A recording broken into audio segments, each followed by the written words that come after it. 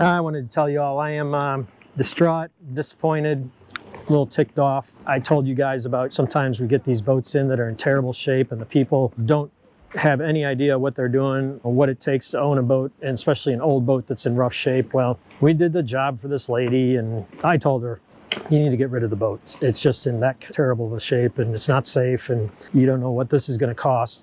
She had no concept. We did some work and unfortunately the sealant we used, which was 3M 5200, did not set up. And when we put the boat back in the water, the item we replaced ended up leaking. Try to be honest and do the right thing. And well, this case, I guess the right thing was, even though this wasn't my fault. What's up, man? Say hi. Hey, hello. Yeah, that's my buddy. Even though it wasn't my fault, it was a chore to get this fitting out of the boat again. It's a through hull fitting. I don't know if I told you guys, we put the boat in the water and one of the mounting screws was leaking. And when we took it out, it turned out to be that, I don't know, it wasn't really our fault. I've had this happen before when I've had a couple tubes of 3M 5200 here and there, and they just don't seem to ever set up. And we've seen it when we've taken other things apart that other people have put on the boats too, where the sealant never sets up. Anyways, it ended up costing me 8 hours of labor. We're a small company, but I guess it's the right thing to do. But it was painful. And luckily, I really stressed from my time in the Navy. I learned a lot about quality during the job and after the job. You know, quality assurance is a big deal. And I try to teach the guys that, to keep that in their mind always when doing a job. And let me know if you guys have had any issues with the 5200 not curing. This isn't the first time. And I've heard from other people that they've had some problems also. I know it's just speculation, but there's speculation that maybe the formula changed. It used to seem to be a lot thicker than it is now in the consistency, and now it seems to be a lot thinner. So we're not sure what's going on. I thought I'd show you guys what this is. I'm gonna go install this. The one that's on the boat burned up. So this is called a Smart Start, and this one specifically made by Dometic is for a chilled water unit. But all it is a little computer and capacitor system, and it controls how the compressor starts up. So if you don't have one of these, the amps can spike like way up. When the compressor turns on, it has a huge draw and it spikes way up. So what this does is actually kind of slows how the compressor spools up and slows it down, and it's more like a kind of a bell curve, I guess, so that you don't have that spike of amps drawn on your boat. When you have that, it puts a lot of demand on the electrical system, and you have shore power system, everything. And so if you can put one of these in, which you can get these for, they call them Smart Starts, that's the brand name for these guys. You can also, they get soft starts, and you can put them on almost anything with a compressor, and it'll help spread out that amp load. So let's head down there and get this installed. Do you guys have these on your boats, or have you heard of these? Do you use them? If you don't use them, you should really look into it, because it can really helps with wear and tear on your electrical system on the boat. But that happens to be a warranty item one, because they had this chiller, water chiller on the boat, and they had to pull it out and send it in, and they had to replace the compressor on the chilled water unit. And for some reason, I don't know why, they should have probably changed that Smart Start out at the factory when they did it, but they didn't. So they sent me one, it's warranty, the parts are covered. Let's get down there. Okay, I'm gonna set you guys down for a minute.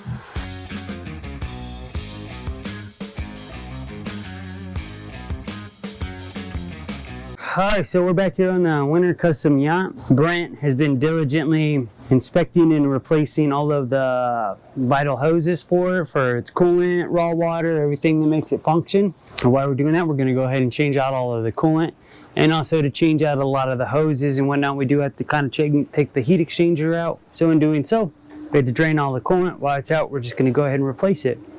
But that's what we're doing here, and fun stuff. Bunch of fun stuff.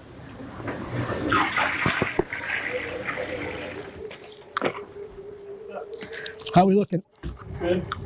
I've All got right. one hose on already. Sweet. All right. Swap this one out. Oh, that's what that one was? I figured That's I'd get a just little confidence right Yeah, off the yeah. bat. There's an easy one. Yeah, that's just the overflow. Right now I'm putting this one on. I'm gonna have to pull this back off again to get the hose onto the bottom.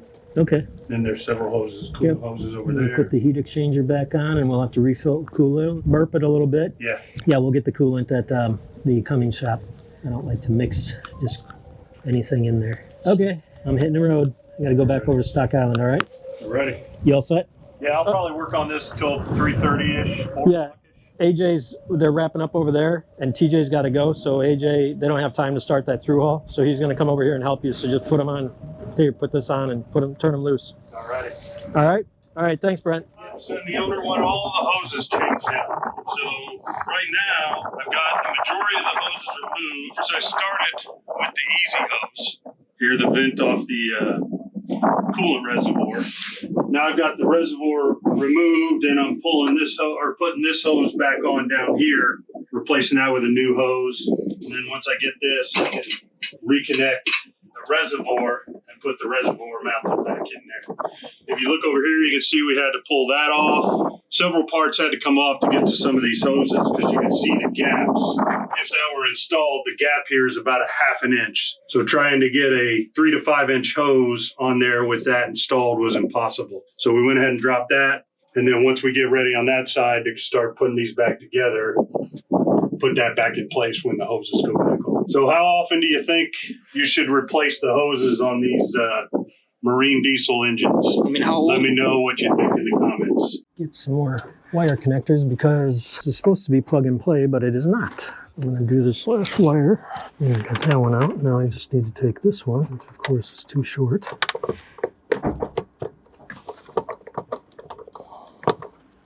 Got that all in there. Now I just need to get my box of splices for this because I got to splice. So this one's no good. This is the new one, and I got to get this, which you can see is a female spade. Connected to a female spade doesn't work, so I got to go get a new one of these for their male. And I believe that's what I need right there. Make sure that that fits. I don't know if this is going to fit. We might have to change both sides. Oh no, it'll fit. Okay, good. That's on there good and tight. Okay, we hook that up to there. Okay, and we'll just check our wiring one more time. So we've got 16 gauge blue, and it goes to black number 16, goes to contactor. It goes there. Okay, I think we're all good, except I need to get this. There's one wire in here that's not behaving. I can see it. I think I might have to flip that little guy around. Okay. Now let's put this back down in here. I'm going to put it so the light is up if I can, which I can't. I'm going to put it just like that. Always double check your wiring connections. All right, let's turn this stuff back on. Circuit breaker's right here.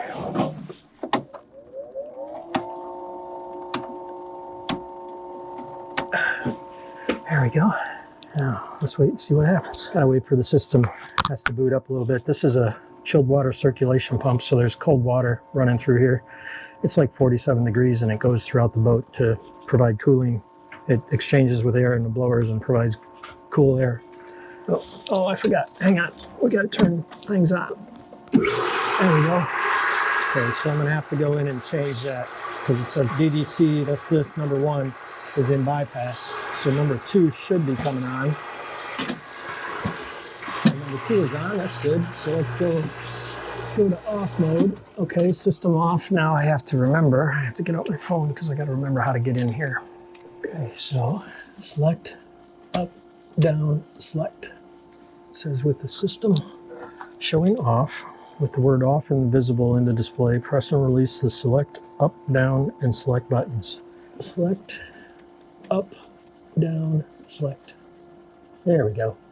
Okay, so no bypass stages, so we're good. Okay, temperature in and out is good. In and out system water is good. Chiller number 2 is off because it's cold outside. Okay, we should be all good. Switch just cycled off, so we're gonna hang out for a minute, make sure it cycles back on.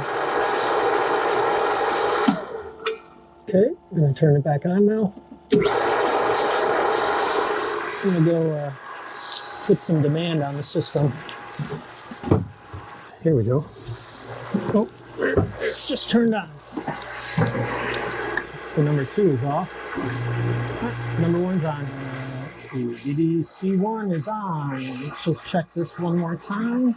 Make sure there's no little red light down there. Nope. It's a fault, so there's a red light down there that comes on the white box. So we're looking good. Let's get out of here. Ooh, I just hit my head on that. That hurt. I normally don't film clients just to try to keep their privacy intact, but I'm here to tell you they're an older couple and the best people in the world. They're so nice. They just invited Carrie and I, my wife, out for dinner and drinks sometime. We've serviced their boats for years. Sometimes I think that they come down here, and I know he's told me before that he saves work for me. Funny thing is, once we complete the work, I think he starts to try to come up with other work just so we have to come to the boat and visit. It's awesome. Keeps them occupied and happy and visiting, and keeps us busy too, and we get paid. It's good for everybody, I guess. All right, let's go run over here and check on Brent. He's another long-term client. Nice people. I tell you guys, some days I think about downsizing a little bit and then just having long-term clients, my legacy clients, and keeping them, not having new clients. But I don't know. I got employees that I have to keep busy, and I don't want to lay anybody off. So I guess we'll just keep doing what we're doing. Ooh boy, but boy, it is windy and cold. Well, I guess it's not so cold. It's just a wind chill, believe it or not. So I think it's like 60 something today. Ha, no jet ski tours today. There, I don't know if you can see that, but right up there, that flat panel on the back of the top of the hardtop, that's the Starlink we installed. Captain says it's working real well. The Blue Heron here in Key West, say hi. How you doing? He had us install a Starlink system, and he just got, what did you do, Shannon? I got the Roku speed stick. Nice. It's working. It's working great. Network's all good. Good data bandwidth. Yeah, it's I think 170. Oof. I just checked it. And I really want to put this on my house, but I have to rent a man lift to get up on the roof to do it. And I haven't wanted to do that just yet. But, yeah, but it seems to be very fast. Cool. Does the YouTube streams good? No, there you go. Pretty quick. Yeah, real quick. Well, excellent. Receiver up there, you get plenty of reception down here? Yeah, I mean, I just started today because I got the Roku stick. But Gotcha. Okay. Well, I'm hitting the road. I got to head back over to Stock Island. thanks. Merry Christmas, buddy. Yeah, you too. I'll probably see you around. Yeah, sounds good. Okay. All right. Taking a load of stuff down to the boys. Working on a couple different boats down here at the Galleon in Key West, Florida. It's kind of breezy and cold here today. A little bit overcast. Some of the fishing boats are out today, and it's pretty windy. It's blowing, I don't know, 15 to 20 again today. There's some dark looking skies over there too. I wonder if it's gonna rain. I hope not. My raincoat's up in the truck. All right, let's go drop some stuff off to Brett. Hello. I got your oil and coolant out here. Mostly wrapped up. I don't know if it'll be running today, but the owners are coming into town, so I wanted to make some progress on that so they could see it. Not necessarily run it, but they never use the boat anyways. Here, I'm gonna leave this here for you, Brent. How we doing? Good. I'm just now getting this thing. It does have wire. Yep, I see that. Okay. I found it. Oh, yeah, that stuff is dangerous. You need a bigger wire cutter? I got one. Be careful when you're cutting that. I've seen that stuff shatter. Might go right in your eyeball. Okay, I'm gonna run down. I'll be down the ways. I got to troubleshoot. And this is a Winter Custom Yachts. I don't know if you guys can see that right there. That's who made this. So it's just a single engine. It's got a Cummins in it. See it down there? Yeah, it's got bow thruster on it, but it's a big old center console. That's for sure. Pretty. Okay, let's get our stuff and get down here. All right, I'm leaving. Here's your coolant, by the way. So we're gonna finish buttoning this up. We're still waiting on 2 hoses. So we're gonna have to use the old hoses, but the customer wants to come back into town and use it this weekend, so we're gonna button it up. I've got to install 2 wet exhaust hoses, get the diesel exhaust, the turbo exhaust coming off to the aftercooler, get that reinstalled and the hose connected on it. Right now I'm just fighting with this hose, trying not to exceed the bend radius and get it from this point right here to this point right here, which points out this way. Oh, that looks like a lot of fun. Thought maybe if I go under, it might be better, but it looks like I'm gonna have to go over it. What happened to your thumb? Well, this cable is a corrugated cable with a wire in it. You can see that wire right there. Oh boy. And when I was removing the plastic wrap from it, Nicked you? I found that wire, or it found me, I should say. Put a little pig mat on there and some electrical tape, and it'll keep me good for finishing the job. The tradesman band-aid right there. All right, sounds like a blast. Right now, I've got all the hoses replaced. except for these top two right here and right here, which are on back order. Just got done installing the wet exhaust hoses. These two blue hoses, one over here, right there, and filling the coolant system. So I put about just over 5 gallons of coolant in it, already diluted, so I didn't have to worry about diluting it. That was good. So now I just gotta take and install these brackets to hold the shaft seal hose coming off the seawater pump from the motor, this wet exhaust hose coming from the hull fitting, and clamp those up with some heat protection to a bracket down here underneath the exhaust coming off of the turbo here into this cooler. So once I get done putting these brackets on, it'll be time to fire up the engine and check it out. All right, sweet.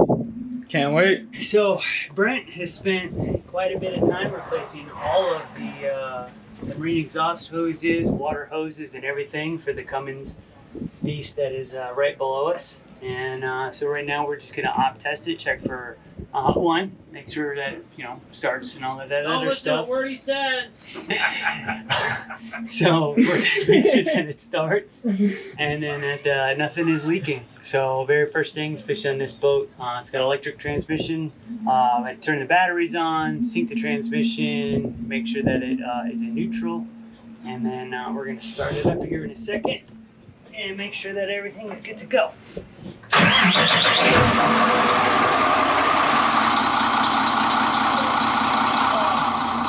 on that side where the exhaust is, see if it's spraying. All right, let's go check this out. Oh boy. People still living stuff for Jimmy Buffett. Crazy. Look at all the stuff.